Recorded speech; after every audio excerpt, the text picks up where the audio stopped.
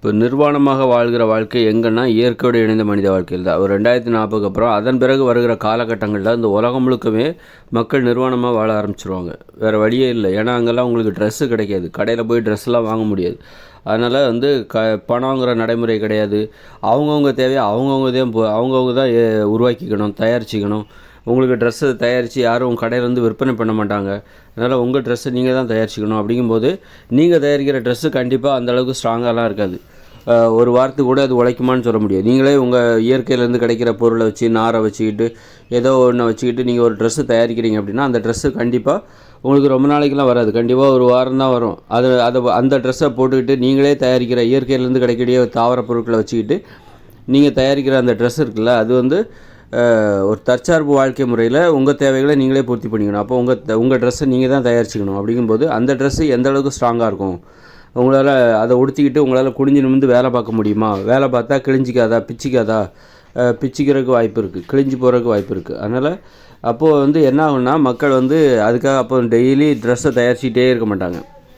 ட்ரெஸ்ஸை இன்றைக்கி நம்ம ட்ரெஸ்ஸெல்லாம் போடுறோன்னா காரணம் என்னென்னா, ஒரு வாட்டி ட்ரெஸ் வாங்கினா போதும், ஒரு வருஷத்துக்கு கூட போட்டுக்கலாம், அடிக்கடி போட்டுக்கலாம். ஒரு ட்ரெஸ்ஸை வாங்குறீங்க 4 நாள்லேயே கிழிஞ்சு போகுதுன்னு வச்சுக்கோங்களேன். ஒரு ட்ரெஸ்ஸை ஒரு 4 வாட்டி போடுறதுக்குள்ளே கிழிஞ்சு போகுது. அந்த மாதிரி ட்ரெஸ்ஸு அப்படி தான், ட்ரெஸ்ஸுனாலே அப்படி தான். 4 வாட்டி போட்டாலே ஒரு ட்ரெஸ்ஸு கிழிஞ்சு போயிடும். அப்படின்னா மக்கள் ட்ரெஸ்ஸு மேலே வெறுப்பு வந்துடும். போட இந்த ட்ரெஸ்ஸை போய் யாரா போடுவோம் அப்படின்னு சொல்லி ட்ரெஸ்ஸே போடாமல் வாடுறதுக்கு தான் பார்ப்பாங்க.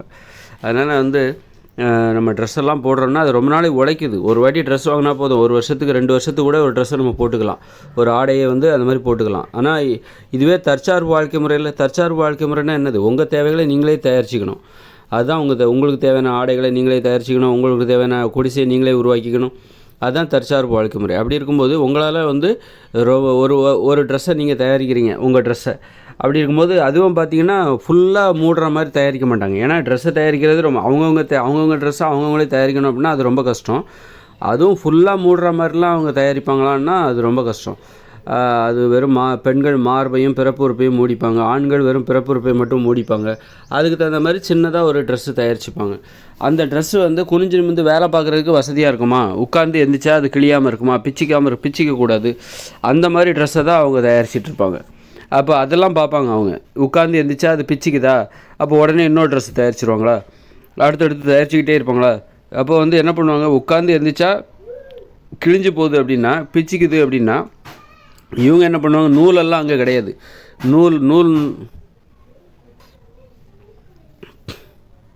நூலெல்லாம் நெசவு, அந்த நூலெல்லாம் அவங்க பருத்தியிலேருந்து அந்த தொழில்நுட்பம்லாம் அவங்களுக்கு கிடையாது. அதனால் ஏதோ ஒன்று பஞ்சு கிஞ்சி எல்லாம் ஒன்றோட ஒன்று பசை போட்டு ஒட்டி, இந்த வேப்பம் பிசினு முருங்கை பிசினு அதெல்லாம் போட்டு ஒட்டி ஒரு ஆடையை இவங்க ரெடி பண்ணுவாங்க. அது உட்காந்து இருந்துச்சா பிச்சிக்கும். அப்போ உட்காரும்போது அப்போ இதெல்லாம் பார்ப்பாங்க. சும்மா ஆடைன்னு சொல்லிட்டு ரொம்ப அதுக்கு பதிலாக நம்ம நிர்வாணமாகவே வாழ்ந்துட்டு போகலாம் அப்படின்னு சொல்லிட்டு நிர்வாணமாக வாழ ஆரம்பிச்சிருவாங்க. 2040 அப்புறம் இந்த உலகம் முழுக்க பார்த்திங்கன்னா நிர்வாணமாக வாழ ஆரம்பிச்சிடும். கடும் குளிர் நிலவுகிற பகுதிகளிலேருந்து மக்கள் வெளியேறிடுவாங்க. ஏன்னா ஆடைகளெல்லாம் இன்றைக்கி கம்பளி ஆடைகள் இருப்பதனால தான் நம்ம கடும் குளிர் நிறைந்த பகுதிகளில் நம்மால் வசிக்க முடிகிறது. ஒரு பயங்கர பனி பிரதேசம், அப்படி ஒரு அடி உயரத்துக்கு வீடு முழுதும் கூரையில் ஃபுல்லாக பனி படர்ந்துடும். அப்படியே ஒரு அடி உயரத்துக்கு பனி நடைஞ்சிடும், அந்த வழியெல்லாம் மூடிடும். அந்த மாதிரி இடத்துல நீங்கள் இயற்கையோடு இணைஞ்ச மனுஷ வாழ்க்கையிலலாம் வாழ முடியுமா, அதற்கு தேவையான ஆடைகளை உங்களால் தயாரிக்க முடியுமா அப்படின்னா அங்கேருந்து வாழ முடியாது. பனி வருதா, அங்கே தான் இருக்கிறாங்க அப்படின்னா என்ன பண்ணுவாங்கன்னா, பனிக்காலம் வந்ததுன்னா அந்த இடத்த விட்டே வேறு இடத்துக்கு போயிடுவாங்க. அந்த மாதிரி வாழ்க்கை முறை வரப்போகுது. இப்போ பெரிய பனி, அதாவது நம்ம மார்கழி பனியை சொல்லலை, இந்த ஐரோப்பாவிலலாம் எப்படி பனி வரும்னா வீட்டு கூரையே மூடிடும். ஒரு அடி உயரத்துக்கு வீட்டு மேலே பனி அப்படியே படர்ந்துடும், வழியெல்லாம் மூடிடும். இன்றைக்கி அதை என்ன பண்ணுறாங்கன்னா அதை அகற்றுறாங்க, வண்டியை வச்சு வாகனத்தை வச்சு அது எல்லாம் அந்த பனியெல்லாம் ரிமூவ் பண்ணிவிட்டு காரெல்லாம் பார்த்திங்கன்னா பனி கட்டியால் மூடிடும். அந்த பனி பொழிவுன்னு சொல்லுவாங்க, அதை பனி பொழிவா அல்லது என்னதான் ஏதோ சொல்லுவாங்க, அது அப்படியே மூடிடும். அதை அகற்றிக்கிட்டு இன்றைக்கி வாழ்ந்துட்டுருக்காங்க, ஒரு போராடி வாழ்ந்துட்டுருக்காங்க. அன்றைக்கி தொழில்நுட்பம் இருக்குது, அதனால் வாழ்ந்துட்டுருக்காங்க. தொழில்நுட்பமே இல்லாத இயற்கையோடு இணைந்த மனித வாழ்க்கையில் என்ன பண்ணுவாங்கன்னாக்கா, அந்த ஒரு குளிர்காலம் வந்துருச்சு, பனிக்காலம் வந்துருச்சுன்னா அந்த இடத்த விட்டு வேறு இடத்துக்கு போயிடுவாங்க. வேறு எப்போவுமே பிரச்சனை இல்லாத ஒரு இடத்துக்கு அவங்க போய் வாழ போயிடுவாங்க. சும்மா வருஷத்தில் 3 மாதம் ஒரே பனியாக மூடி இருக்குது, அங்கே விவசாயம் ஒன்றும் பண்ண முடியாது அப்படின்னா அந்த இடத்துல அவங்க நிரந்தரமாகவே வசிப்பதற்கு தடை விதித்து விடுவார்கள். அதனால் தடை விதிக்க மாட்டாங்கன்னா அவங்க என்ன விதிக்கிறது, அவங்க அந்த மாதிரி வேறு இடத்துக்கு போயிடுவாங்க. வேறு இடத்துக்கு எங்கேயும் அந்த பிரச்சனை இல்லாத உலகம். இப்போ நம்ம நாடெல்லாம் பார்த்திங்கன்னா எப்போவும் நம்ம வாழலாம், நமக்கு ஒன்றும் இந்த பனியெல்லாம் மூடுற பிரச்சனையெல்லாம் கிடையாது. அப்போது இந்த மாதிரி இருக்கும்போது ஏன்னா ஆடைகளை அவங்களால தயாரிச்சுக்கிட்டே இருக்க முடியாது. ஆடைகள் அப்போது என்ன ஆகுன்னா நிர்வாண நிலைக்கு போயிடுவாங்க, நிர்வாணமாக வாழ துணிஞ்சிருவாங்க. நிர்வாணமாக வாழ்வதற்கு என்னென்ன தடை இருக்குது? ஏன்னா நிர்வாணமாக வாழ்ந்துட்டால் இன்னும் வாழ்க்கை ஈஸியாகிடும். நம்ம ஆடைகள் அதிகமாக அணிய வேண்டிய அவசியம் கிடையாது. தேவைக்கு மட்டும் குளிர் நைட்டு தூங்கும்போது மட்டும் ஆடை அணிஞ்சிக்கலாம், பகலில் உழைக்கும் போது நம்ம நிர்வாணமாகவே இருந்துக்கலாம் அப்படின்னு சொல்லிட்டு மக்கள் அந்த மாதிரி நிர்வாணமாக வாழ துணிந்து விடுவார்கள். ஏன்னா ஆடைங்கிறது ரொம்ப கஷ்டமான விஷயம். ஆடை அணிகிறது இருக்குல்ல, உங்களுக்கு ஆடை அணிகிறது, ஆடையில் தான் உங்கள் கலாச்சாரம் இருக்குன்னா அது இந்த இயந்திர அறிவியல் உலகில் உங்களுக்கு ஆடைகள் நிறைய தொழில்நுட்ப வசதியை கொண்டு எளிதாக கிழியாத மாதிரி ஆடைகள்லாம் உங்களுக்கு கிடைக்குது. அதனால் ஆடை அடிப்படையாக கொண்டு ஒரு கலாச்சாரத்தை வடிவமைக்கிறீங்க, கட்டமைக்கிறீங்க, வலியுறுத்துறீங்க. ஓகே, இருக்கட்டும். இந்த இயந்திர அறிவியல் உலகில் இருக்கிற வரைக்கும் உங்கள் கருத்து கண்டிப்பாக ஏற்றுக்கொள்ளப்படும். ஆனால் அதுவே இயற்கையோடு இணைந்த மனித வாழ்க்கைக்கு போயிட்டீங்கன்னா உங்கள் ஆடையை நீங்கள் தான் தயார் பண்ணணும். அப்படி இருக்கும்போது நீங்கள் தயாரிக்கிற ஆடையை அணிஞ்சிக்கிட்டு உட்காந்தா எந்திரிச்சா அது கிழியாமல் இருக்குமா? ஒரு வேலை செய்யணும், குனிஞ்சு நிமிர்ந்து வேலை செய்யணும், விவசாய நிலத்தில் வேலை பார்க்கணும், ஒரு விளையாடணும், ஆடணும், ஓடணும், பாடணும், அதுக்கெல்லாம் அந்த ஆடை கிழியாமல் இருக்கணும், பிச்சிக்காமல் இருக்கணும். நீங்களே தயாரிக்கிற ஆடை அந்த மாதிரி ஈடு கொடுக்கணும். உங்களுடைய உடல் இயக்கங்களுக்கு, உடல் உழைப்புக்கு தகுந்தாற மாதிரி அது ஒத்துழைக்கணும், கிழியாமல் இருக்கணும். அந்த மாதிரி நாமளே தயாரிக்கிற ஆடை கிழியாமல் இருக்குமா அப்படிங்கிற ஒரு கேள்வி. இல்லை, கிழியாமல் பண்ண முடியும், நாரெல்லாம் ஒன்றோட ஒன்று முடிச்சு போட்டு அது கிழியாத அளவுக்கு பண்ண முடியும்னா பண்ணிக்கோங்க. அந்த மாதிரி பண்ண முடியும், இயற்கையில் கூட பண்ண முடியும். நாரெல்லாம் இருக்குல்ல, கற்றாழை நார், ஒரு வகையான கற்றாழையில் நார் எடுக்க முடியும். அந்த நாரை ஜடை மாதிரி பின்னிக்க வேண்டியதான், ஜடை மாதிரி பின்னிக்கணும். அல்லது ஒன்றோட ஒன்று முடிச்சு போட்டு ஒன்றை நல்லா இணைச்சிக்கணும், இணைச்சி வலை போல் பின்னி அதை அந்த ஆடையை நம்ம பயன்படுத்தலாம். உறுதியான ஆடையாக கூட இருக்க முடிஞ்சால் பயன்படுத்திக்கோங்க, ஒன்றும் தப்பு இல்லை. சப்போஸ் அப்படி என்ன ஆகும்போது இப்போ என்ன ஆகும் அப்படின்னா இந்த மாதிரி ஆடைகளை, ஏதாவது உறுதியான ஆடைகளை உருவாக்க அவங்க கற்றுப்பாங்க. அதன் மூலம் அவர்கள் ஆடை அணிந்து கொள்வார்கள். ஆடை அணிவதற்கும் அங்கே வாய்ப்பு இருக்குது. ஒரு நல்ல ஒரு முறை ஒரு ஆடையை தயாரித்தாங்கன்னா கண்டிப்பாக அது ஒரு 2-3 மாதத்துக்கு வர்ற மாதிரி கூட இருக்க வாய்ப்பு இருக்குது. அந்த மாதிரி ஆடையை அவர்களால் தயாரிக்க முடிஞ்சால் அதனால் அவங்க தயாரிச்சுப்பாங்க. ஆடை அணிவதற்கும் அப்போ நிர்வாண நிலைக்கு போவாங்க அப்படின்னு நம்ம சொல்ல முடியாது. அப்போ ஆடை அணிவதற்கும் அங்கே வாய்ப்பு இருக்குது. அப்படி இருக்கும்போது சரி, நிர்வாண நிலை. ஆனால் அதே நேரத்தில் அரைகுறையாக தான் ஆடை அணிவாங்க, சும்மா முழுவதும் போத்திக்கல மாட்டாங்க. பெண்கள்னால் மார்பை மறைப்பாங்க, ஆண்கள்னால் பிறப்புறுப்பை மறைப்பாங்க. பெண்கள் மார்பையும் பிறப்புறுப்பையும் மறைச்சிக்குவாங்க, ஆண்கள் பிறப்புறுப்பை மட்டும் மறைச்சிப்பாங்க. அந்த மாதிரி ஒரு ஆடை, குறைவான ஆடை தான் அணிவாங்க. அப்படி இருக்கும்போது அப்போ அந்த மாதிரியான ஒரு சூழ்நிலையை இப்போ ஆண்களோ பெண்களோ எப்படி எதிர்கொள்வாங்க? கட்டுப்பாட்டை இழந்து விட மாட்டார்களா? காம உணர்ச்சி அவர்களுக்கு தலை தூக்காதா? அவர்கள் கட்டுப்பாடத்தவர்களாக மாறிவிட மாட்டார்களா? அப்படின்னா மாறிவிட மாட்டார்கள் என்பதற்கு என்ன உத்தரவாதம் அப்படின்னா, அவர்கள் உண்மையாக இருக்கிறது தான், ஒருத்தருக்கு ஒருத்தர் உண்மையாக இருக்கணும். அந்த கட்டுப்பாடு தான் இந்த நிர்வாணத்தை எதிர்கொள்வதற்கு, அல்லது ஒரு குறைவான ஆடை அணிந்து கொள்கிற ஒரு வாழ்க்கை முறை, அல்லது நிர்வாணமாக வாழ்கிற ஒரு வாழ்க்கை முறையை எதிர்கொள்ளணும்னா அதற்கு என்ன தேவைன்னா கட்டுப்பாடுகள் தான் உனக்கு நிர்வாணமான ஒரு வாழ்க்கையை எதிர்கொள்வதற்கு உதவி செய்யும். நிர்வாணத்தை எதிர்கொள்வதற்கு தேவையான மன உறுதியை எது கொடுக்கணும்னா கட்டுப்பாடுனா என்ன? பாலியல் உறவில் ஒருத்தருக்கு ஒருத்தர் உண்மையாக இருக்கணும், அதுதான் கட்டுப்பாடு. நிர்வாணமாக வாழும்பொழுது மக்களுக்கு உதவியாக இருப்பது. அந்த நிர்வாண நிலைக்கு ஒரு பாதுகாப்பு தேவை. அப்போ அதுக்கு என்ன தேவை அப்படின்னா, நீ உன்னுடைய காதலிக்கோ, உன்னுடைய கணவனுக்கோ, உன்னுடைய மனைவிக்கோ, காதலனுக்கோ நீ உண்மையாக இருக்கணும். அப்படிங்கிற அந்த கட்டுப்பாடு ரொம்ப முக்கியம். அது நிர்வாண நிலையை எளிதாக மாற்றிவிடும். அதே நேரத்தில் பாலியல் உறவில் சுதந்திரமும் இருக்குது. பாலியல் உறவில் சுதந்திரம் இருக்க வேண்டும். உனக்கு விருப்பப்பட்டவங்களோட நீ வாழணும், உனக்கு பிடிச்சவங்க கூட வாழணும், அதுக்கு எந்த தடையுமே இருக்கக்கூடாது.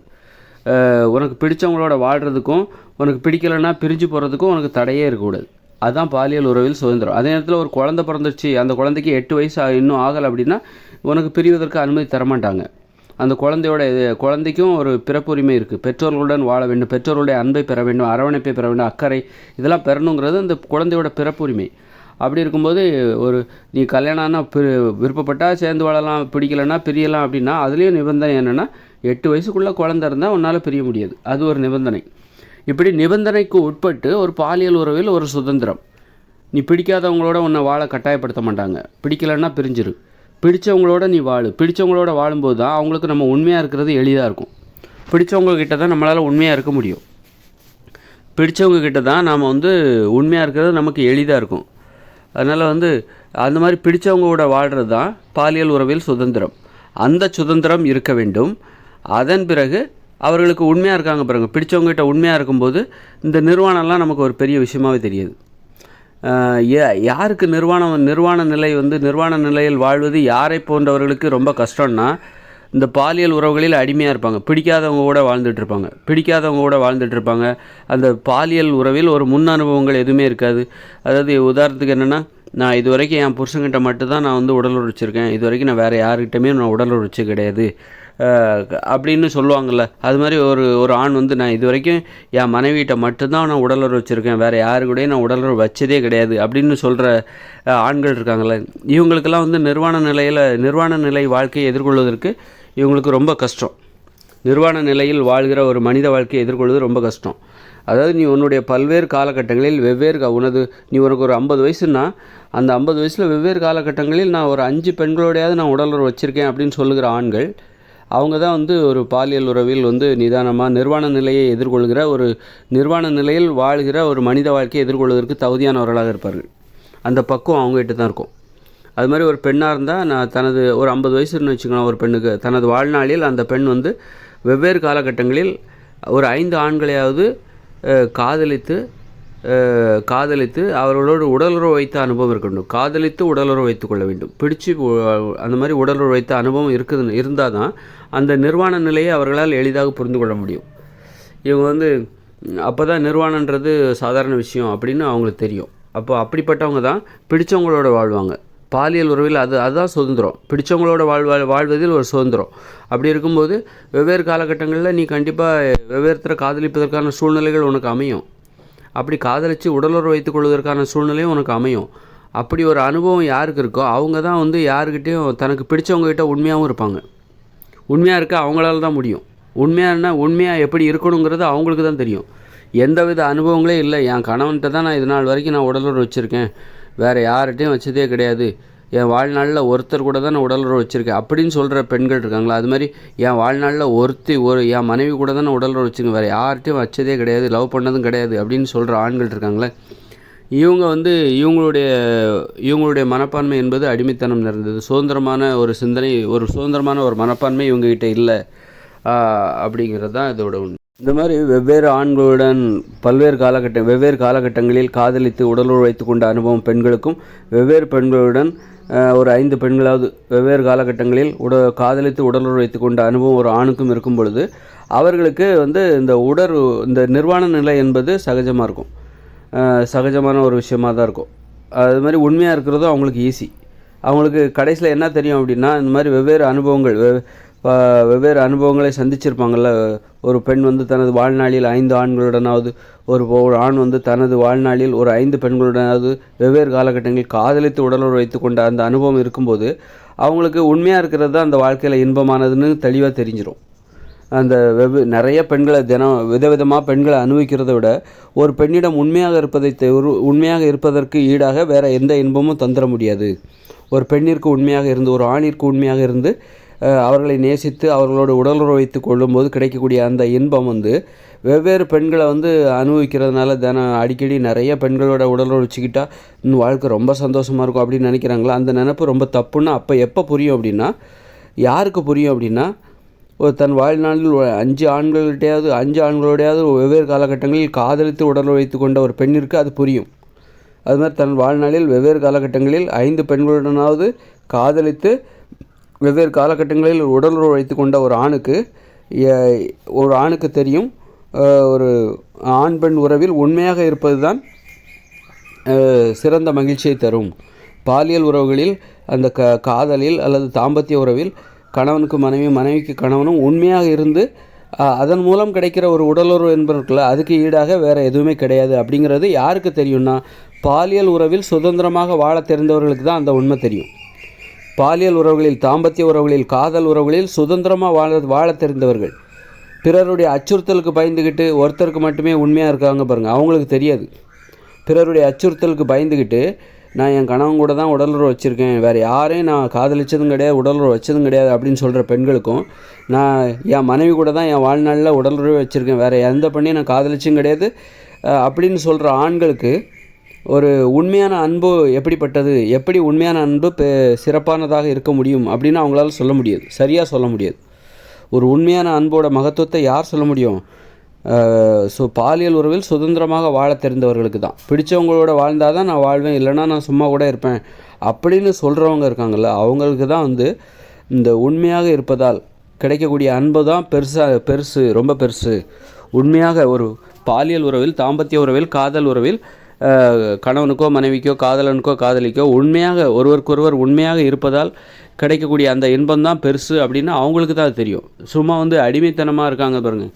நான் என் வாழ்நாளில் இன்னொரு ஆம்பளையை நான் பார்த்ததே கிடையாது, என் புருஷன் கூட தான் நான் இருக்கேன், என் புருஷன் கூட தான் உடலுறவு வச்சுருப்பேன், வேறு எந்த ஒரு ஆண் கூட நான் உடலுறவு வச்சுக்கிட்டதே கிடையாது அப்படின்னு சொல்கிறாங்களா, அந்த பெண்களுக்கும் என் பொண்டாட்டியை தவிர வேறு எந்த பொண்ணையும் நான் நிமிர்ந்து கூட பார்த்தேன் அப்படி சொல்கிறான் பாருங்கள். அவனுக்கும் இந்த 2 பேருக்குமே அந்த ஒரு உண்மையாக இருப்பதால் கிடைக்கக்கூடிய அன்புங்கிறது என்னன்னு இவங்களுக்கு தெரியாது.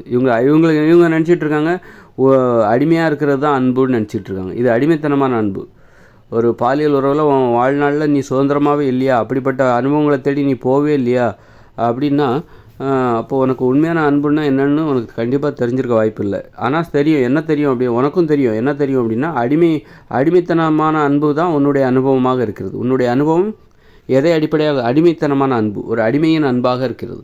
ஒரு அடிமையின் அன்பு அடிமைகிட்ட இருக்கிற ஒரு உண்மைத்தன்மையாக இருக்கிறது. அதனால் பாலியல் உறவில் சுதந்திரமாக இருக்கணும், பிடிச்சவங்களோட வாழணும். அதே நேரத்தில் கற்புங்கிற பேரில் ஒருத்தங்க கூட தான் வாழ்நாளில் உடலுறவே வச்சுருக்கணும், ஒருத்தி கூட தான் வாழ்நாளில் உடலுறவே வச்சுருக்கணும் அப்படின்னு கற்புக்கு தப்பாக அர்த்தம் கற்பிக்கிறவர்கள் கண்டிப்பாக அவர்களுக்கு அவர்கள் தான் அடிமைகள் அப்படின்னு நம்ம சொல்லலாம். அவர்களுடைய அறிவு இந்த எல்லா மக்களுக்கும் அது பொருத்தமானதாக இருக்காது. அதனால் அப்போ நிர்வாண நிலையை எதிர்கொள்ள வேண்டும் என்றால் பாலியல் உறவில் சுதந்திரம் இருக்க வேண்டும், சுதந்திரமாக இருக்க வேண்டும் என்கிற அந்த மனப்பான்மை, அந்த சுதந்திரத்தை விட்டு கொடுத்துடக்கூடாது. ஒருத்தன் போயிட்டான்னா நான் நீ என்னை போட்டு போயிட்டியா, அவ்வளோதானே, நிரந்தரமாக திரும்பி வரவே மாட்டியா, நீ என்னை விட்டு பிரிஞ்சு போறியா, உறுதியாக இருக்கிறல்ல அப்படின்னா சரி போயிட்டு வா, அவ்வளோதான், முடிஞ்சு போச்சு. அடுத்து நீ வேற ஒரு கல்யாணம் பண்ணிக்கணும். அது மாதிரி நீ இப்போ நீ என்னை விட்டு பொண்டாட்டி பிடிக்கல, உன்னை பிடிக்கலன்னு சொல்லிட்டு பிரிஞ்சு போகிறாளா, அப்போ அதில் உறுதியாக இருக்கியா, நீ எக்காலமும் நீ திரும்பி வரமாட்டியா, ஓகே போயிட்டு வா, நான் வேறு கல்யாணம் பண்ணிக்கிறேன். அந்த மாதிரி நீ இல்லைன்னா இன்னொருத்தர் அப்படின்னு நினைக்கணும். அதே நேரத்தில் அதான் பாலியல் உறவில் சுதந்திரம். நீ இல்லைன்னா எனக்கு இன்னொருத்தர், நீ போனால் அவ்வளோதான், நான் செத்து போயிடுவேன், ஒன்றை நினச்சிக்கிட்டே நான் வாழ்நாள் முழுதும் கண்ணீர் வச்சுக்கிட்டு இருப்பேன் அப்படின்னு சொல்கிறாங்க பாருங்கள். அதெல்லாம் அடிமைத்தனம், அடிமைகளோட அன்பு அது. அதனால் அதை போய் அதுக்கெல்லாம் இங்கே அதையும் மெச்சிக்கிட்டு இருந்தாங்க. அது இந்த காலத்தில் யாரும் அதெல்லாம் மெச்சிக்கிட்டு இருக்க மாட்டாங்க. அதனால் அதெல்லாம் அடிமைகளோட அன்பு. அவர்களுடைய கருத்தும் அறிவும் இப்போ எல்லா மக்களுக்கும் அது பொதுவானதாக இருக்காது, அது உண்மையான அறிவுமாக அது இருக்கவும் இருக்காது. அதனால் ஒரு பாலியல் உறவில் சுதந்திரம், நீ இல்லைன்னா எனக்கு இன்னொருத்தர் அப்படின்னு நினைக்கணும், அப்படின்னு சொல்ல தெரியணும். நீ எனக்கு உண்மையாக இருக்கியா, நான் உனக்கு உண்மையாக இருக்கேன், நீ எனக்கு உண்மையாக இல்லையா, அப்போ நான் உனக்கு நான் உண்மையாக இருக்க மாட்டேன். நீ என்னை விட்டு பிரிஞ்சு போறியா, அதுக்காக நல்லா யோசிக்கோ, பிரிஞ்சு போறியா, உனக்கு என்ன ரொம்ப பிடிக்கும், ஆனால் நீ என்னை விட்டு பிரிஞ்சு போகாத, ப்ளீஸ் என்னை விட்டு பிரிஞ்சு போகாத அப்படின்னு சொல்லி பார்க்கலாம். அப்போது அவள் பிரிஞ்சு போகிறாங்க, அவளோ பிரிஞ்சு போகிறா அப்படின்னா போயிட்டு வா, சரி எல்லாம் உன்னுடைய முடிவை நான் வரவேற்கிறேன், உன்னுடைய விருப்பம் அதுவாக இருந்தால் அதை நான் வரவேற்கிறேன், நீ எங்கே இருந்தாலும் மகிழ்ச்சியாக இருக்கணும், அதுதான் எனக்கு தேவை, என்கிட்ட இருந்தாலும் சரி இன்னொருத்தட்ட இருந்தாலும் எங்கே இருந்தாலும் நீ மகிழ்ச்சியாக இருக்கணும், உன்னுடைய மகிழ்ச்சி இன்னொருத்தட்ட அப்படின்னா அதுக்கு நான் தடையாக இருக்க மாட்டேன் அப்படின்னு சொல்லி போயிட்டு வாங்க, டாட்டா பாய் அப்படின்னு சொல்லி, அப்படி அந்த ஒரு பக்குவம் யாருக்கிட்ட இருக்கோ அவங்க தான் ஒருத்தருக்கு எப்படி உண்மையாக இருக்கணும், அவர்களுக்கு தான் இந்த பாலியல் உறவில் சுதந்திரமாக இருக்கிற அந்த அவங்கக்கிட்ட தான் கட்டுப்பாடு இருக்கும். அவங்களால மட்டும்தான் பிடிச்சவங்ககிட்ட உண்மையாக இருக்க முடியும், பிடிச்சவங்களோட மட்டும்தான் அவங்க வாழ்வாங்க. அப்படிப்பட்ட பக்குவமான ஒரு மனப்பான்மை, ஒரு பரந்த மனப்பான்மை உடையவர்களால் மட்டும்தான் நிர்வாண நிலையை எதிர்கொள்ள முடியும். நிர்வாண நிலையில் மக்கள் வாழ்கிற அந்த வாழ்க்கை முறையை எதிர்கொள்ள முடியும். அதுவே குறுகிய மனப்பான்மை இருக்கணும். என்னை விட்டு பிரிஞ்சுன்னா எனக்கு இல்லாத நீ யாருக்கிட்டையும் சந்தோஷமாக வாழக்கூடாது, எனக்கு கிடைக்காத நீ யாருக்கும் கிடைக்கக்கூடாது அப்படின்னு கொலைலாம் பண்ணுறான், ஆசிட்லாம் அடிக்கிறானுல்ல. அது மாதிரி சில பெண்களும் அப்படி தான், எனக்கு கிடைக்காத நீ வேறு எவ கூடயும் நீ வாழ்ந்துடக்கூடாதுன்னு சொல்லிட்டு ரொம்ப டார்ச்சர் கொடுப்பாங்க. நீ அவ்வளோ ஈஸியாக உனக்கு நான் டைவர்ஸ் தரமாட்டேன், கூட ஒரு 10 லட்ச ரூபா 20 லட்ச ரூபா கூட நான் டைவர்ஸ் தரேன், உன் சொத்தில் பங்கு கூட நான் டைவர்ஸ் தரேன் அப்படின்னு நினைக்கிற பெண்கள்லாம் இருக்காங்களே. இந்த மாதிரி இருக்கிற ஆண்களும் பெண்களும் குறுகிய மனப்பான்மை உடையவர்கள். இவர்கள் யாருன்னா குறுகிய மனப்பான்மை உடையவர்கள். பரந்த மனப்பான்மை இருக்கணும். ஒரு பாலியல் உறவில் ஒரு பரந்த மனப்பான்மை இருக்கணும். அதாவது நீ மகிழ்ச்சியாக என் கூட இருக்கிறத விட இன்னொருத்தரோட நீ மகிழ்ச்சியாக இருக்கணும்னு நீ விருப்பப்படுற, அதனால தான் நீ என்னை விட்டு பிரிஞ்சு போகிற அப்படின்னா, கண்டிப்பாக நான் வந்து நல்ல முடிவில் நீ உறுதியாக இருந்த ஒரு மாதம் அவகாசம் கொடுக்கலாம். ஒரு மாதத்தில் நீ உன் மனசு மாறாதா அப்படின்னு நான் அவகாசம் கொடுக்கலாம். அதன் பிறகும் நீ உன் முடிவில் நீ உறுதியாக இருந்தேன்னா கண்டிப்பாக நீ போயிட்டு வா, அது போகிறது அது நல்லது அப்படின்னு சொல்லி வழி அனுப்பி வைக்கலாம். முன்ன அந்த கல்யாணத்தை கூட நடத்தி வைக்கலாம். அது வந்து ஒரு பரந்த மனப்பான்மை உள்ளவர்களால் மட்டுமே அதில் உள்ள ஆழ்ந்த அறிவையும் உண்மையும் புரிஞ்சிக்க முடியும், அந்த அன்பையும் புரிஞ்சிக்க முடியும். குறுகிய மனப்பான்மை உடையவர்களுக்கு இது புரியாது. அதனால் குறுகிய மனப்பான்மை இருந்துச்சுன்னா நிர்வாண நிலையை உங்களால் ஏற்றுக்கவே முடியும். குறுகிய மனப்பான்மை உடையவர்கள் அடிமைகளாகத்தான். அடிமைகளின் மனப்பான்மை தான் குறுகிய மனப்பான்மை. அதனால் ஒரு பரந்த மனப்பான்மை இருந்தால் தான் எதிர்காலங்களில் மக்கள் நிர்வாணமாக வாழ்வார்களே. ஆனால் நிர்வாணமாக வாழ்கிற அந்த வாழ்க்கை எதிர்காலம்னா 2040 அப்புறம் வரப்போகிற இயற்கையோடு இணைந்த மனித வாழ்க்கை, இந்த உலகம் முழுக்க நிர்வாண நிலை வாழ்க்கை வரப்போகுது. அது வந்து மாற்ற முடியாது. நிர்வாணமாக மக்கள் வாழ வேண்டிய கட்டாயம் அவங்களுக்கு வரப்போகுது. அப்படி இருக்கும்போது அதுக்கு என்ன காரணம்னா அவங்க பரந்த மனப்பான்மையை பெற்றிருப்பார்கள். அதற்கு தயாராக தன்னை மாற்றிக்கொள்வார்கள். ஒரு நிர்வாண நிலை குறுகிய மனப்பான்மை உனக்குள்ளே இருந்ததுனாக்கா உனக்கு வந்து நிர்வாண நிலையெல்லாம் ஏற்றுக்க முடியாது.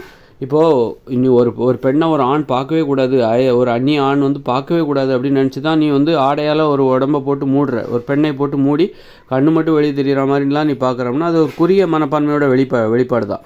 பெண்களை முழுவதுமாக மூடி ஒரு கண்கள் மட்டும் தெரிகிறதுக்கு கொஞ்சோண்டு ஒரு ஓட்டை ஒன்று போட்டு இந்த வழியாக நீ இந்த உலகத்தை பார்த்துக்கோ அப்படின்றாங்களே, அது ஒரு குறுகிய மனப்பான்மை உடையவர்களின் கட்டுப்பாடு. அது ஒரு அடிமைகளின் கட்டுப்பாடு தான். ஒரு பரந்த மனப்பான்மை என்பது இன்னும் மேலானது. அதுலேயும் பரந்த மனப்பான்மைன்னா அது வந்து கட்டுப்பாடற்றது அப்படி கிடையாது. அதுதான் உண்மையான கட்டுப்பாடு நிறைந்தது. உண்மையாக இருப்பது தான் ஒரு பாலியல் உறவில், தாம்பத்திய உறவில் எது இன்பம்னா உண்மையாக இருக்கணும். நீங்கள் உங்களுடைய காதலிக்கோ கணவனுக்கோ மனைவிக்கோ கணவனுக்கோ உண்மையாக இருக்கணும். ஒருத்தருக்கு ஒருத்தர் உண்மையாக இருக்கணும். அப்போ தான் அந்த இன்பத்தை நீங்கள் அனுபவிக்க முடியும். அப்படிப்பட்ட கட்டுப்பாடுகளை தெரிந்தவர்களுக்கு, கட்டுப்பாடுகளுக்கு பழக்கப்பட்டவர்களுக்கு நிர்வாண நிலையில் வாழ்வதெல்லாம் ரொம்ப ஈஸி. யாருக்கு கஷ்டம்னா ஒரு பெண்ணை தனக்கு உண்மையாக இருப்பதற்காக அவளை அடிமைப்படுத்துகிறாங்க பாருங்கள், அந்த மாதிரி ஆண்களுக்கு தான் நிர்வாணத்தை பார்த்தா நடுங்குவாங்க. ஒரு ஆணை வந்து தனக்கு உண்மையாக இருப்பதற்காக அடிமைப்படுத்துகிற பெண்களுக்கு நிர்வாணத்தை பார்த்தா நடுங்க ஆரம்பிச்சிருவாங்க. அதனால் இந்த கோழைகளுக்கும் குறுகிய மனப்பான்மை உடையவர்களுக்கும் பாலியல் உறவில் உள்ள சுதந்திரம் அதெல்லாம் அவங்களுக்கு புரியாது. உண்மைன்னா என்னன்னு தெரியாது. அவங்களுக்கு அந்த உண்மையாக இருக்கிறது என்னென்னு பரந்த மனப்பான்மை என்பதும் அவர்களுக்கு இருக்காது. அதனால் பாலியல் உறவில் சுதந்திரம், அப்புறம் நிர்வாண நிலையில் ஒரு வாழ்க்கை முறை, இதையெல்லாம் எதிர்கொள்ளணுன்னா முதல்ல உண்மையாக இருக்கணும். அப்புறம் பிடிச்சவங்களோட வாழணும். யாருக்கிட்டேயும் அடிமையாக இருக்கக்கூடாது. நீ இல்லைன்னா நீ என்னை விட்டு போயிட்டா எனக்கு நான் இன்னொருத்தர், அவ்வளோதான். அதுதான் அந்த மனப்பான்மை இருக்கணும். அதுதான் சுதந்திரம். பாலியல் உறவில் சுதந்திரம்னா என்னது? பிடிச்சவங்களோட வாழ்கிறது. அப்புறம் வந்து நீ இல்லைன்னா எனக்கு இன்னொருத்தர், நீ போனால் நீ எனக்கு இன்னொருத்தர். ஆனால் உண்மையாக இருக்கணும். நம்ம யார்கிட்ட பழகினாலும் சரி அவங்ககிட்ட உண்மையாக இருக்கணும். அதுக்காக நீ இல்லைங்கிறதுக்காக நான் தனியாலாம் இருப்பேன், ஒன்று நினச்சிக்கிட்டே நான் இருப்பேன், அது அடிமைத்தனம். அதனால் எது சுதந்திரம்? பிடிச்சவங்களோட வாழ்வது என்பது ஒரு சுதந்திரம். அப்புறம் வந்து நீ இல்லைன்னா எனக்கு இன்னொருத்தர், ஆனால் நான் யார் கூட வாழ்ந்தாலும் அவங்களுக்கு நான் உண்மையாக இருப்பேன். உண்மையாக இருப்பதாக இருந்தால் நான் உன்னுடன் வாழ்வேன். நீ எனக்கு உண்மையாக இருப்பதா நான் உங்ககிட்ட இருப்பேன். அது மாதிரி நான் உனக்கு உண்மையாக இருக்கிற வரைக்கும் நீ என்கிட்ட இருப்ப, அந்த நம்பிக்கை. இதுதான் வந்து பாலியல் உறவில் சுதந்திரம். இந்த சுதந்திரம் இருக்குது.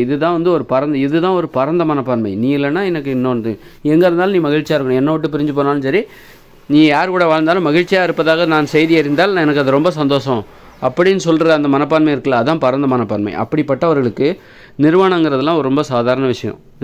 யாருக்கு நிர்வாணங்கிறது ரொம்ப பயத்தை தரும், நடுக்கத்தை தரும், கட்டுப்பாடு இல்லாமல் செய்துவிடும் என்றால் இந்த மாதிரி குறுகிய மனப்பான்மை இருக்குல்ல, பெண்களை அடிமைப்படுத்துகிறவர்கள், ஆண்களை அடிமைப்படுத்துகிற பெண்கள், குறுகிய மனப்பான்மை உடையவர்கள், இவர்களுக்கு தான் வந்து குறுகிய மனப்பான்மை உடையவர்கள். இவர்களுக்கு தான் பிடிக்காதவங்களோட வாழ நிர்பந்திப்பது, பிடிக்காதவங்களை அடிமைப்படுத்தி வாழ வைப்பது, இதெல்லாம் இவர்களுக்கு நிர்வாணம் என்பது நடுக்கத்தையும் ஆட்டத்தையும் கொடுத்துவிடும்.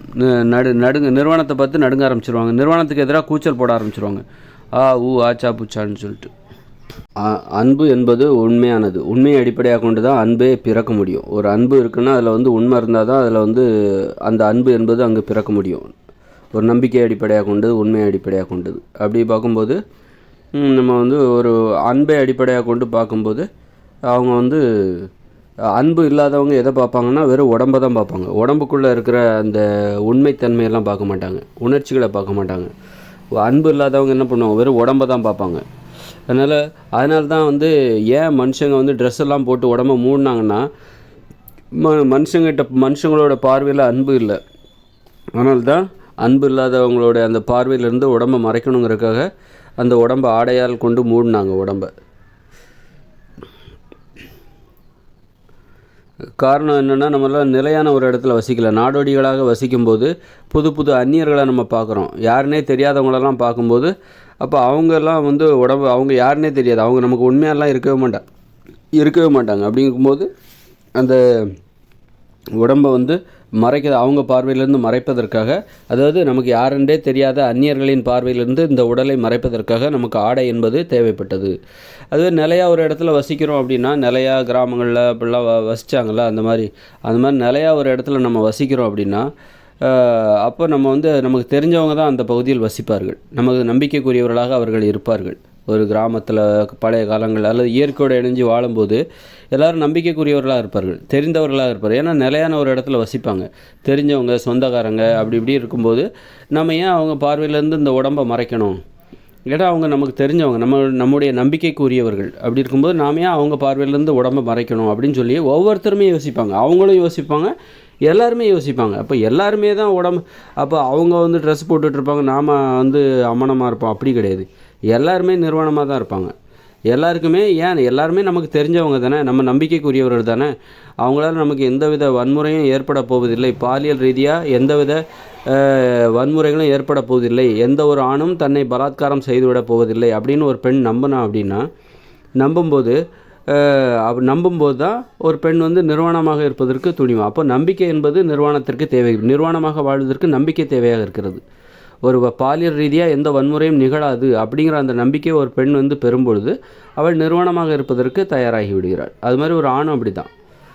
ஒரு பெண் நிர்வாணமாக இருக்கும், ஆணும் நிர்வாணமாக இருப்போம், ஆணும் நிர்வாணம், பெண் நிர்வாணம். அப்போ ஒரு நம்பிக்கை அடிப்பு, பாலியல் வன்முறைகள் எதுவும் நிகழாது. இப்போ இன்றைக்கி வாழ்கிற வாழ்க்கையில் பார்த்திங்கன்னா நம்ம தெரியாதவங்கள தான் டெய்லி பார்த்துட்ருக்கோம், நமக்கு யாருன்னே தெரியாத அந்நியர்களை பார்த்துட்ருக்கோம். அப்படி இருக்கும்போது நாம் வந்து அப்போது அவங்களால நம்முடைய ஒரு நிர்வாணமாக வாழும் பட்சத்தில் அவங்களால நமக்கு உண்மையிலே பாதுகாப்பு கிடைக்காதா அப்படிங்கிற அந்த சந்தேகம் வரும்போது தான் உடம்பை ஆடையால் கொண்டு மூடுகிறார்கள். ட்ரெஸ் போட்டு ஏன் உடம்பை மூடுறாங்கன்னா, அதாவது பாலியல் வன்முறைகள் எதுவும் நிகழ்ந்து விடக்கூடாது. ஏன்னா நம்ம ஒரு நாடோடித்தனமான வாழ்க்கை வாழ்ந்துக்கிட்டு இருக்கோம், நிலையாக ஒரு இடத்துல வசிக்கலை. அப்படி இருக்கும்போது இந்த உடம்புக்கு எந்த விதமான பாலியல் வன்முறைகள் எதுவும் நிகழ்ந்து விடக்கூடாது என்பதற்காக பெண் வந்து தனது உடலை ஆடையாக மூடுகிறாள், ஆணும் மூடுகிறான். அது மாதிரி இன்றைக்கி நம்பிக்கை இல்லை, மனுஷங்க மேலே நம்பிக்கை இல்லை. அது காரணம் இருந்தால் ஒரு இடத்துல வசிக்கலை, நாடோடித்தனமாக வாழ்ந்துகிட்டு இருக்கோம். நிலையாக ஒரு இடத்துல வசிக்கும்போது கண்டிப்பாக வேறு வழியே இல்லை, ஒருவருக்கொருவர் நம்பிக்கையானவர்களாகத்தான் இருந்தாக வேண்டும். அப்படிப்பட்டதில் நம்ம எதுக்கு ட்ரெஸ் எல்லாம் போடணும், ட்ரெஸ்ஸை போட்டு நாம் ஏன் உடம்பை மறைக்கணும் அப்படின்னு சொல்லிட்டு அவங்க வந்து ட்ரெஸ் போடாமலே கூட வாழ்வாங்க. அல்லது குறைவான பிறப்புறுப்பு அல்லது மார்பு, பெண்கள்னால் மார்பு பிறப்புறுப்பை மட்டும் மறைப்பாங்க, ஆண்கள்னால் வெறும் பிறப்புறுப்பை மட்டும் மறைச்சிக்கிட்டு ஒரு கோமணம் மாதிரி உடுத்திக்கிட்டு இது போதும், இந்த கட்டுப்பாடு போதும், முற்றிலும் நம்ம நிர்வாணமாக இருக்கணுங்கிற அவசியம் இல்லை, அதுக்கு இந்த கட்டுப்பாடு போதுமானது. பெண் தனது மார்பையும் பிறப்புறுப்பையும் மறைக்கிற மாதிரியான ஒரு ஆடை அவளே தயாரிச்சிப்பா. அதுமாதிரி ஒரு ஆண் வந்து தனது பிறப்புறுப்பை மட்டும் மறைச்சிக்கிற மாதிரியான ஒரு ஆடையை, கோவணத்தை அவனே தயாரித்து இது போதுமான ஆடை. ரொம்பவும் உடம்பை முழுதும் மூடணுங்கிற அளவுக்கு யாரும் நம்பிக்கை இல்லாதவர்களோடு நாம் ஒன்றும் வாழவில்லை. அந்த அளவுக்கு நம்ம நம்பிக்கையே இல்லாத மக்களோடு ஒன்றும் வாழவில்லை. எல்லாமே நமக்கு தெரிஞ்சவங்க, சொந்தக்காரங்க, நண்பர்கள், நமது நலம் விரும்பிகள், நாம் நல்லா இருக்கணும்னு நினைக்கிறவங்க தான். எல்லாருமே நல்லா இருக்கணும்னு நினைக்கிற ஒரு வாழ்க்கை முறை தான் தற்சார்பு வாழ்க்கை முறையான அந்த இயற்கையோடு இணைந்த மனித வாழ்க்கையான அந்த நிலையாக ஒரு இடத்தில் வசிக்கிறாங்க பாருங்கள். அந்த வாழ்க்கை முறை என்பது எல்லாருடைய நம்பிக்கையும் பெற்றவர்களாக இருப்பார்கள், எல்லா விதத்திலையும் நம்பிக்கைக்குரியவர்களாக இருப்பார்கள். அந்த பகுதியில் நம்ம ஆடை இல்லாமல் வாழ்வதில் ஒன்றும் அதே நேரத்தில் கிண்டல் பண்ணிடக்கூடாது, கேலி பண்ணிடக்கூடாது. அதுக்கு தகுந்த மாதிரி அதுக்காக நம்ம அவங்க வாயை மூடக்கூடாது, மற்றவங்களோட ஊர் வாயை மூடக்கூடாது. நம்ம உடம்பை நல்லா பர்ஃபெக்டாக ஃபிட்டாக வச்சுட்டா மற்றவங்க ஏன் நம்மளை கேலி பண்ண போகிறாங்க, மற்றவங்க வியந்து பார்க்க போகிறாங்க.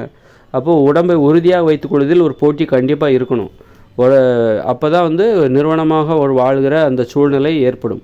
அது எப்போன்னா எதிர்காலத்தில், இப்போ கிடையாது. இந்த இயந்திர அறிவியல் உலகில் நம்ம ட்ரெஸ் போட்டு தான் வாழ்வோம். ட்ரெஸ் இல்லாமல் நம்ம இங்கெல்லாம் வாழவே முடியாது. இயற்கையோடு இணைந்த மனித வாழ்க்கையில் அங்கே நம்ம ட்ரெஸ் இல்லாமல் வாழ்வதற்கு இதெல்லாம் ஒரு காரணமாக இருக்கிறது. உடல் உறுதியாக இருந்தால் அதை வெளிக்காட்டணும்னு தான் ஆசையாக இருக்கும். அது மாதிரி உடல் உறுதியாயிட்டாலே ஒரு பாதுகாப்பு வந்துடும். பெண்கள் உடல் உறுதியாக இருக்குது, ஆண்களுக்கும் உடல் உறுதியாக இருக்குன்னா, உடல் உறுதியாக இருக்கிற ஒரு பெண்கிட்ட போய் யாராவது வம்பு இழுப்பாங்களா?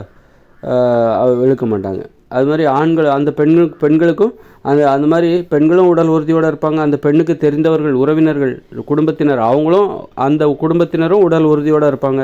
அப்படி இருக்கும்போது ஒரு பெண் ஒரு நிர்வாணமாக வாழ்வதற்கு ஆண்களும் அந்த பெண்ணிற்கு தெரிந்த ஆண்களும் அந்த பெண்ணின் உறவினர்களாக இருக்கிற குடும்பத்தினர்களாக இருக்கிற ஆண்களும் காவலாக இருப்பார்கள். அந்த பெண்ணும் காவலாக இருப்பாள், தனது உடலுக்கு பாதுகாப்பாக இருப்பாள். ஏன்னா அவளுக்கும் உடம்பு உறுதியாக தான் இருக்குது. ஏதாவது வம்புன்னு வந்தால் தன்னை தற்காத்துக்கொள்ள அவளுக்கும் தெரியும்.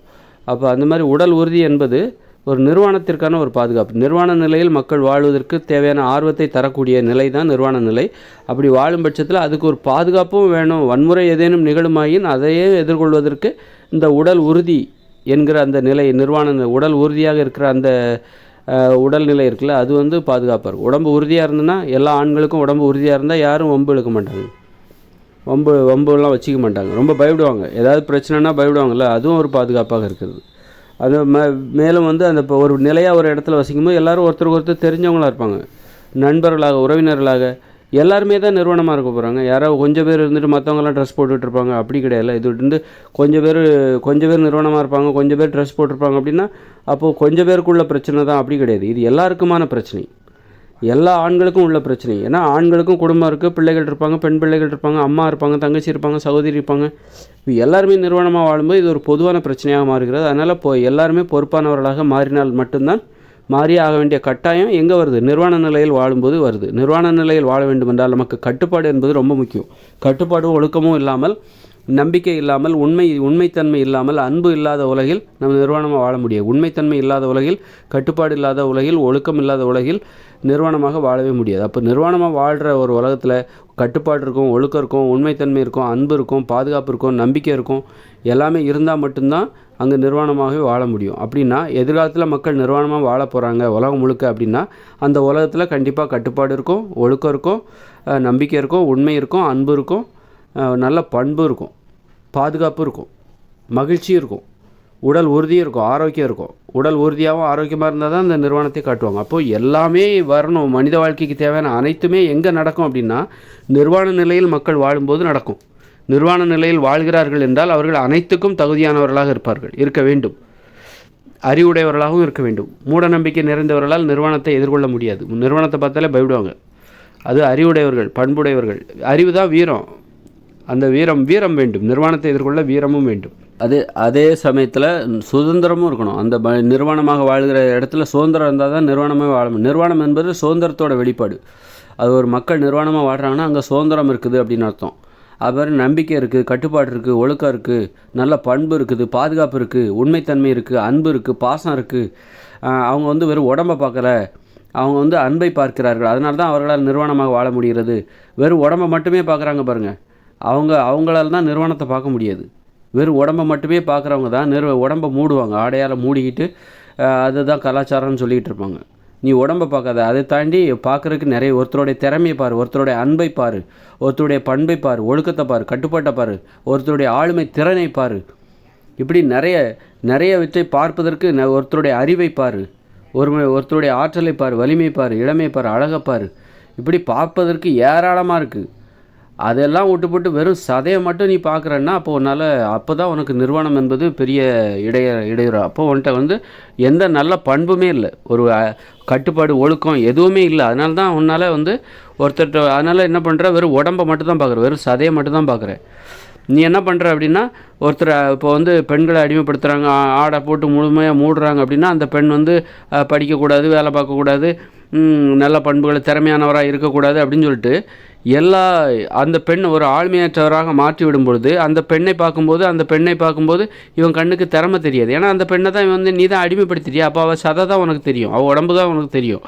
ஒரு பெண்ணை பார்க்கும்போது உனக்கு வியப்பாக இருக்கணும், அவளுடைய ஆளுமை திறன், நிர்வாகத்திறன், ஒரு திறமை, இது எல்லாம் பார்க்கும்போது திறமை, ஆற்றல், பண்பு, ஒழுக்கம், கட்டுப்பாடு, அழகு, இப்படி நிறைய விஷயங்கள் ஒரு பெண்ணிடம் அவருடைய மகிழ்ச்சி, இப்படி எல்லாத்தையும் பார்க்க ஒரு சுதந்திரத்தை விரும்புகிற அந்த இப்படி இதெல்லாம் பார்க்கும்போது உனக்கு அவளுடைய உடம்பு வந்து உனக்கு பெருசாக ஒன்றும் தெரியாது. அதெல்லாம் பார்க்க தெரியாதனால தான் அதெல்லாம் இல்லாமல் ஒரு பெண்ணை ஆக்கி விட்டாய் நீ.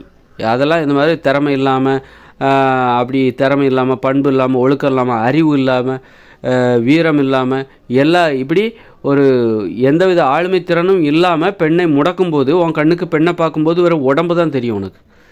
ஒரு பெண் திறமையானவளாக இருக்கா, பண்புடையவளாக இருக்கா, அறிவுடையவளாக இருக்கா, வீரமுடையவளாக இருக்குன்னா அந்த பெண்ணை பார்க்கும்போது உன் உடம்பு கண்ணுக்கு தெரியாது. அவளுடைய வீரம் தெரியும், திறமை தெரியும், அறிவு தெரியும், ஆற்றல் தெரியும், ஆளுமை திறன் தெரியும்.